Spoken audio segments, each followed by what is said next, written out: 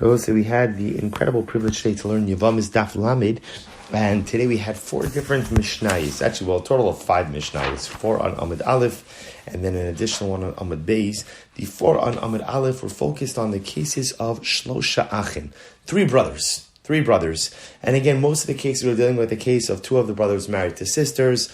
Ultimately, one of the brothers married to a nachris, an unrelated woman. And there are a couple of very important yisodos that came out of this sugya. Number 1, which is a concept that we've enforced and reinforced a number of times, yesh zika. That ultimately, again, when a woman becomes a widow, there is a quasi-marital bond that exists between her and the surviving brothers. Number 1. Number 2, ma'amar enokone. That when the surviving brother does ma'amar, so perhaps the most that it does is it strengthens the Zika bond by a little bit, but doesn't really do all that much.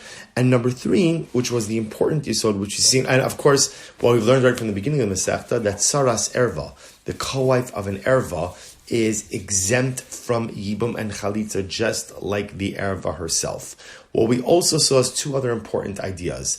That halacha l'maisa, Yibum eligibility is determined at the moment of widowhood.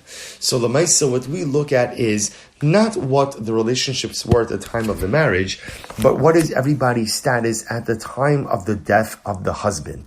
And that's what everything is determined by. And so again, if a person is eligible for Yibum Chalitza, a woman is eligible for Chalitza at the time of death, then halacha l'maisa, she's eligible. But if she is ineligible at the time of the death of her husband, at the moment of widowhood, then halacha l'maisa, she remains ineligible. And one of the things that we saw is that even if her circumstances change, or for example, the circumstances of the other surviving brothers change, so that the reason for original ineligibility is no longer applicable, once ineligible, always ineligible. Where does this come up? Again, we saw this a number of times throughout the daf with a woman who fell to Yibum multiple times within the family. If she is ineligible the first time she falls into the Yibum pool, that ineligibility remains permanent. And again, even if circumstances change, halacha l'maisa, she still remains ineligible. We then saw the Mishnah on Lamed Amud Beis. This was the last Mishnah we did today. And in this particular Mishnah, what we were focused on was the following, that halacha l'maisa, if you have a case of safek kiddushin or safek gerushin. Now this is a simple case of 2 brothers, Reuven and Shimon, married to 2 women, to sisters. And ultimately, again, or for that matter, we'll call it to sisters. And halacha l'maisa, let's call it, or actually let's keep it simpler.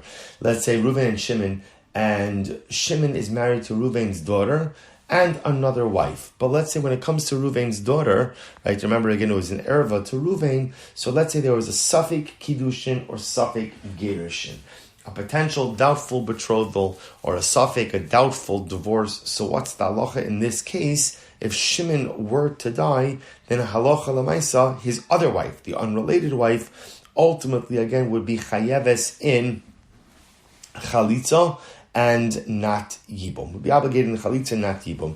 And again, the Mishnah then went on to explain, or went on to define, what's the case of Safek Chalitza, Safek Gerish and Safek Kiddushin, and the Mishnah went on to explain those cases.